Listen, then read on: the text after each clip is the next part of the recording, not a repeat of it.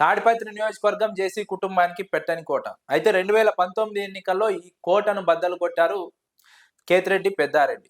తాడిపత్రి ఎమ్మెల్యేగా ఆయన గెలుపొందారు. 5 ఏళ్ల పాటు ఆయన సేవలు అందించారు. 2024 ఎన్నికల్లో తాడిపత్రి ఎమ్మెల్యేగా జేసీ అస్మిత్ రెడ్డి గెలిచారు. కేతిరెడ్డి పెద్దారెడ్డి ఓడిపోయారు.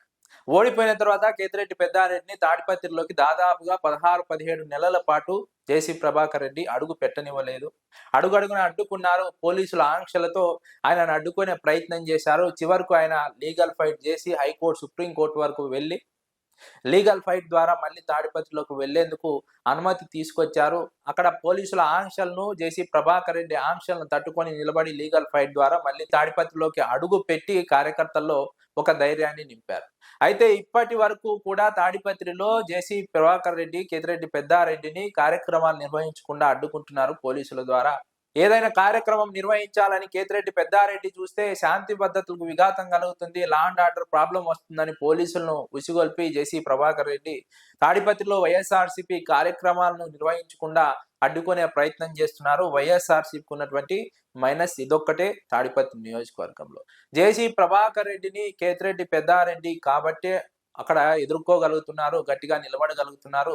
లేదంటే అక్కడ వైఎస్ఆర్సీపీ ఇబ్బంది పడాల్సి ఉండేది అని విశ్లేషకుల అంచనా. ఎన్ని రకాలుగా ఇబ్బందులు పెట్టినా, ఎన్ని రకాలుగా ఆంక్షలు విధించినా, ఎన్ని రకాలుగా దాడులు చేసినా, దౌర్జన్యాలు చేసినా కేతిరెడ్డి పెద్దారెడ్డి వెనక్కి తగ్గడం లేదు. కార్యకర్తలకు అండగా నిలబడే ప్రయత్నం చేస్తున్నారు. కార్యకర్తల్లో ధైర్యాన్ని నింపుతున్నారు.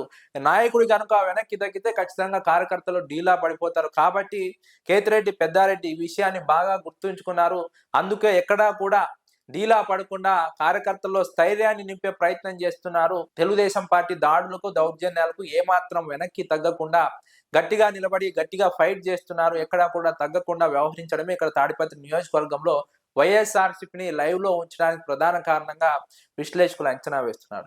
ఇక్కడ కార్యక్రమాలు నిర్వహించుకోవడం మాత్రమే మైనస్, కానీ కేతిరెడ్డి పెద్దారెడ్డి కాకుండా ఇంకొకరు అయితే ఇక్కడ కార్యక్రమాలు నిర్వహించి ఉండేవారు, కానీ గెలవడానికి చాలా ఇబ్బంది పడేవారని విశ్లేషకులు అంచనా వేస్తున్నారు. కేతిరెడ్డి పెద్దారెడ్డి కాబట్టి 2019 ఎన్నికల్లో గెలిచారు. మరోసారి కేతిరెడ్డి పెద్దారెడ్డి గెలిచే అవకాశం ఉందని విశ్లేషకులు అంచనా వేస్తున్నారు. తెలుగుదేశం పార్టీ పైన అసంతృప్తి ఉంది ప్రజల్లో. ఈ విషయాన్ని జేసీ ప్రభాకర్ రెడ్డి గతంలో చాలా సార్లు ప్రస్తావించారు. ఈ నేపథ్యంలో ఇది కేతిరెడ్డి పెద్దారెడ్డికి చాలా అడ్వాంటేజ్ గా మారుతుంది. మరోవైపు కేతిరెడ్డి పెద్దారెడ్డిపై ఆంక్షలు విధించడం కూడా ప్రజల్లో సానుభూతికి కారణమైంది. తెలుగుదేశం పార్టీ పైన అసంతృప్తికి కారణమైంది. ఇక్కడ విభేదాలు అయితే వైఎస్ఆర్సీపీలో లేవని చెప్పుకోవచ్చు. ఉన్నా కూడా అవి చెప్పుకోదగ్గ విభేదాలు అయితే కాదు, ప్రభావితం చూపే విభేదాలు అయితే కాదు.